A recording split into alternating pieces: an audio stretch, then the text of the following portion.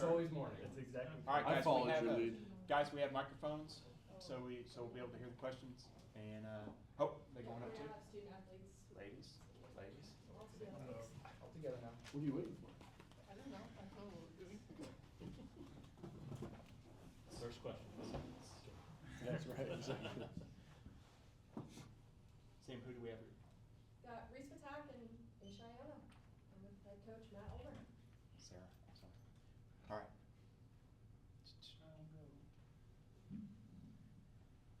Matt, first of all, you had the scrimmage over the weekend. Just how do you think that went? How was it seeing everyone get back on the court? I thought it went great. Just a lot of new faces, and just trying to get everybody to be playing at the level we're looking for and get some familiarity with each other. And I thought it was pretty good volleyball. It's fun to see who will step up when the lights go on and there's people watching.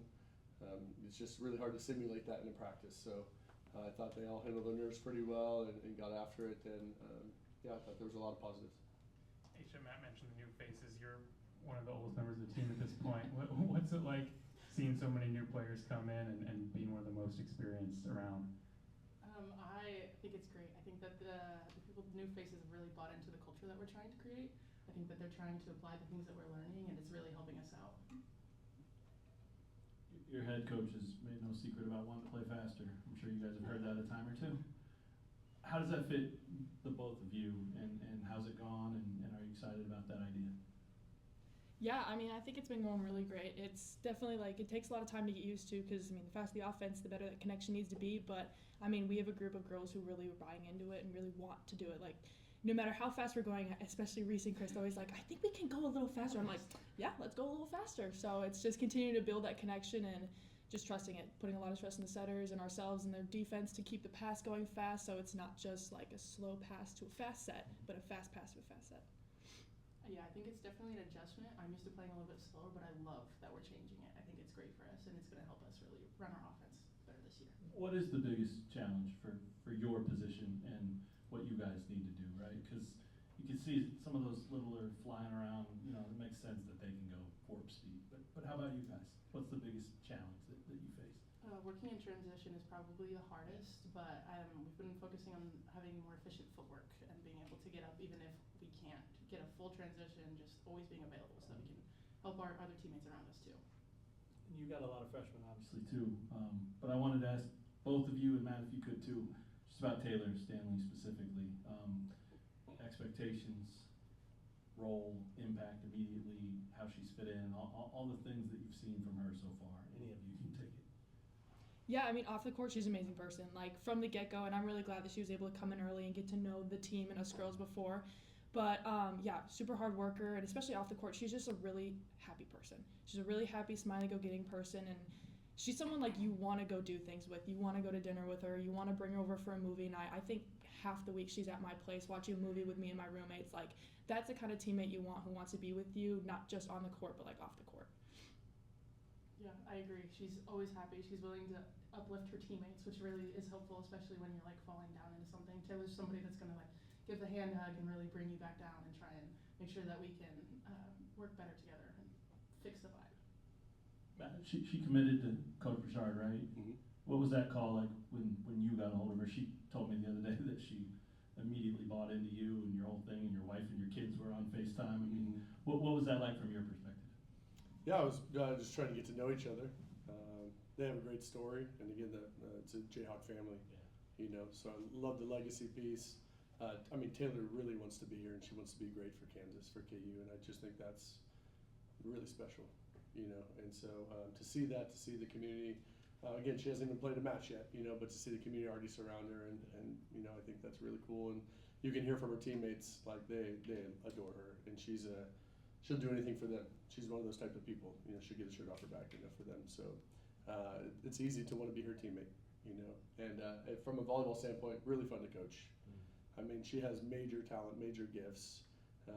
Definitely a need that we have on the team is opposite, right? So between her and Tessa, and she's doing such a great job of learning, and I'm not backing down with her. Keep pushing her, and she's cried very little, very little tears, which I'm really impressed by because there's pressure, there's going to be pressure, every freshman in the world wants to play right away until they have to play.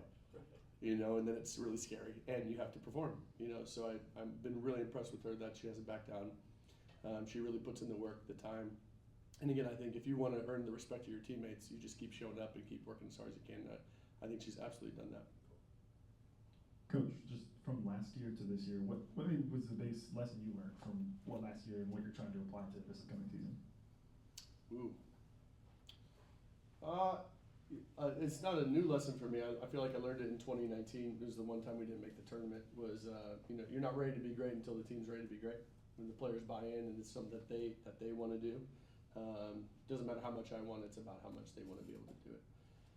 And I was actually very impressed with our group last year. Again, I don't know if it was the greatest roster that's ever made a Sweet 16, but boy, these guys really put in the work, and they really gave everything every day. You can hear them buying in. I believe they actually mean that. You know, I don't think they're just saying it. I think they've really tried. Like, whatever I'm selling, they're buying, which is great. And you have to be really careful as a coach when that's true. But I think they're really, you know, they've given their best. And again, we found a way, you know, to make it to the third round of the tournament just by outworking people, I think, you know, which is a great quality to have. And so hopefully now we don't lose that quality, and now we, you know, maybe have a little bit of a roster that shapes more to a system that we're trying to do, and we can play a little bit of better brand of volleyball, have more we're a great offensive team last year. Hopefully we can have some better offense this year. But as long as that work ethic is there and we continue to add, who knows what we could do. Coach, the schedule is drastically different this year than it was last year. Was that partly intentional because you knew you'd be so young? Well, we wanted home matches. So I think, you know, last year we didn't have any home matches in the non-con, and all I heard from everybody was, "Where are you?" Which I totally understand. But so when you're scheduling home matches, you know, you can't always just pick who you want to play. When you go on the road, you can kind of pick your competition a little bit differently. So at least from that standpoint, like, we're playing half of our non-conference matches are home, which I think is great. I think everybody's really excited about that. I know we are. We were able to get some really great competition to come here, which again, that is not easy to do. You know, that first home, you know, weekend is Tulsa and South Dakota State, and those are two 25-plus win teams last year, you know. So, I mean, feel really excited about that. But opening up, I mean, having Creighton as an exhibition is great. It's a really good test for us. We get to play the alumni next Saturday, which will be nice to finally play somebody other than ourselves. It's really hard to know when you do scrimmages what's good or bad because you're losing every point, right? So you're winning every point, you're losing every point. So you don't know, is our offense good and our defense is bad, vice versa. When we play the alumni, it's a nice alumni group. It's a lot of current pros. So while they might not be, you know, in sync, it'll at least be nice to be challenged by some people outside of our gym, and then to be able to play a really nice team in Creighton here will be great. I know they'll be excited for that, and hopefully that prepares us for Pittsburgh and Stanford to start it off, and that'll be a really fun environment. I think it'll feel like playoff atmosphere, which is similar to what Wisconsin felt like last year in the same tournament. And again, it'll be a really great taste for our young new group, you know, to see what that life is like. Nashville, we owed a return trip to Lipscomb, so that's the last return that we have from Coach B. So I think that part's done now, but we're excited to go to Nashville and play in that tournament. And then we get a host, and I think it's a really nice schedule. I think it's a good blend. I think it's, you know, I think it makes sense for who we are. Yeah, like you said, we have a lot of new pieces, and I think by the end of the non-con, we should have a pretty good idea of what our strengths and weaknesses are. Couple quick things. First of all, for the players, you mentioned communication with the setters.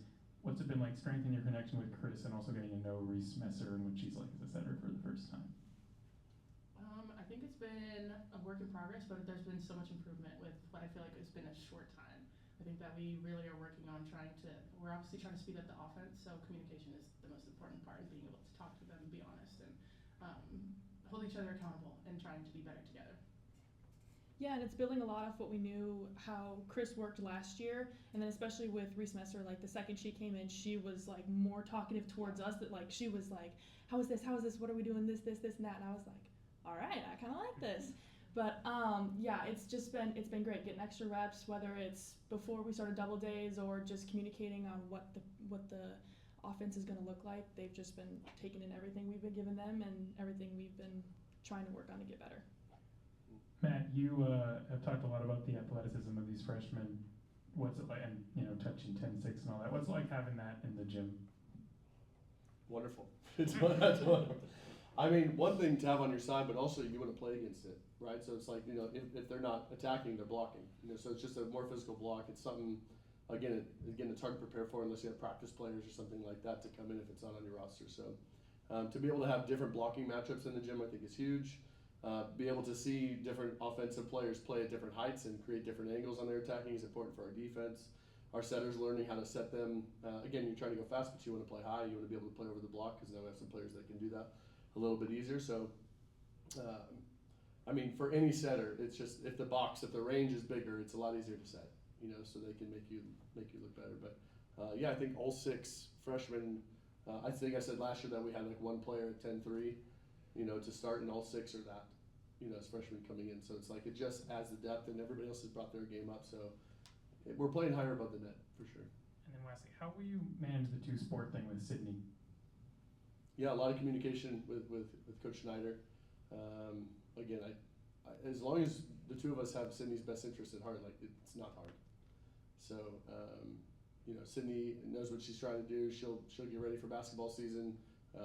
We're taking care of her just like we do all of our student athletes, and she'll be ready to go. So I think the hardest part is that she'll be missing some of those non-con games early on, you know, for basketball, and that's probably the hardest part. And we're going to try to keep her away from basketball for as long as possible, so that we're playing. You know, I'm sure everybody is excited about that piece, but you know, she knew she was getting into. We all did too. We had those conversations well before, you know, any commitment happened. So now we just got to play it out and adjust as we go. You mentioned the pressure that hits freshmen. I mean, there's always some, obviously. When you have so many and even newcomers, does greater pressure fall on the girls who have been around? I mean, do you think they feel that? Do you put that on them? Do you need that? I mean, normally freshmen don't know what they don't know. Sure. You know, so it's like they're just youthful, just whatever, you know. Yeah. So they're going out and playing. No, I actually thought they all played very freely in the first scrimmage. So generally it's the older ones that are, Sure. they know what the expectations are and they're trying to up their level, and whenever we're doing that, kind of put more pressure on. I think we actually saw that, you know, in our first match. So, you know, hopefully some of this will happen over time, you know, where they can all even out. But no, I feel that, you know, it's a really fun freshman group, but the only reason it's going to be great is because the older leadership. You know, they really embrace these guys. We haven't had to talk about blending the team at all. Like they just right away they take them in. Like you said, like the freshmen are hanging out with her already. You know what I mean? It's like that, and that's all of them. And that can be a chemistry issue in a lot of teams, but it absolutely has not been. It's been, I think, one of the Harvard greatest strengths. Is there someone that emerges, or you know, you're pretty famous about not worrying about captains and kind of saying everybody's a captain in their own way. Yeah. Is there someone that has emerged or is emerging, or that you would like to be the one voice or the one or two voices, and maybe they're sitting next to you? I don't know, but yeah, I think that's the beauty of kind of what I always push is that, you know, like Taylor can, like you said, like they already mentioned, like Taylor as a freshman, as a newbie, he's come and said like, hey, I can help you out. Right. And again, if you don't empower everybody on your team to do that, then maybe, you know, she misses that opportunity and they miss that opportunity to grow closer. No, I mean, I don't know, any team I've ever been on, one person can derail the whole thing. Yeah. You know, so we really need everybody to be pushing this the right direction. And so far, you know, we're young into our season, but right now everybody's doing that. On the volleyball court, you always want your setter and your libero, Sure. you know, to be able to communicate well. That's always a big thing. Generally those two, and I always feel like your ball control, 6 rotation outside, those 3 are generally the nucleus of your team. They're the ones that are out there the whole time, right? So middles are generally 3 to 3.5 rotations. So while unbelievably important, they can give you bursts of energy, but they're not out there the whole time. It might be, you know, a really crucial point, and one of them might not be able to be out there because it's not their turn. So generally those 3 are the ones that you're really hoping can be mature and have high IQ and communicate well. you mentioned libero. It reminded me of that. I talked to Liv the other day. She said when she contacted you, or when you guys first got in touch, you pretty much had every answer that she was looking for. I mean, she didn't even have to ask questions, is kind of the way she framed it. And was that you doing the research on knowing what she was looking for, or was that just the meshing of your program fits her exactly like she wants it to, and vice versa? I think it's super important in the recruiting process to be true to who you are, because again, you don't want to fake it. Like I don't want to trick anyone to coming here. And that's why the transfer portal is so popular. You know, it's like, and that doesn't do anybody any good. You know, if they come here for the wrong pretexts on both sides, all of a sudden they're gone. We wasted time training, not wasted, but you understand, you're not going to get the fruits of that necessarily on your side. And they're going to have to look for a new home. Like, I don't think that's good for anybody. So I'm pretty sure I'm pretty consistent in my messaging and who I am. Like, I feel like I'm pretty consistent that way. And I think you're either, the great thing that I love about sport and all the options is if you don't like what we're doing, like, there's so many other options for you to go find. And I don't take any issue with that. You know, I hope that we're not doing what everybody else does. I hope I don't sound like everybody else. I hope I'm genuine to who I am and my experiences mean something, you know. And so if you like that, if you connect with it, then this is a place you're really going to buy into and you're going to really want to be here. I think that's when the culture grows and it all works its best. So I think with Liv, it was so easy, and honestly, Reese Messer too, the 2 transfers we had this year, because I mean, our first phone calls, it was like, oh yeah, like this feels easy. It feels like we've been doing this for a long time together, and I think you don't get that all the time. Also in the realm of new additions, how's it been with all the new assistant coaches? We only have 2. Come on. Two. No, well, I'll start with Anise. I mean, she's like a superhero around here. I don't, you know, it's like she's amazing. It's really fun to have her, all of her experiences. She's maybe the most passionate KU alum I've ever met thus far. Like, she really just loves this place. Like, she's so excited to be here, and you can feel that. And having her talk to recruits, you know, during our last recruiting cycle, just having her be around the team, like, it is such a benefit, you know. And it's contagious. So just love having her around. She's been great in the gym. She can demo because she can still play. You know, she can still get out there and show some things, which is really neat. So she's got a lot of street cred, you know, with the girls, I feel like. So she's great. And then Connor is a stud. I mean, Connor's a worker.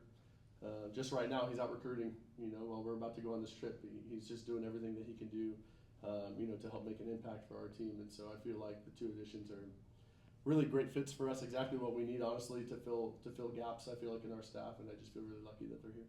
Is Nice coaching or playing in the alumni game? She's going to be playing. Yeah. She's on the other side. Yeah. So it's a win-win for her, really, you know? So we'll see if they keep her, because if she starts throwing some points that we feel good, I don't know, they might dump her out. But I have a feeling she's not going to let us. Right. She's not going to let us do that. So, yeah, it's a fun group. Anything else? Thank you all. Awesome. Appreciate it. Thank you.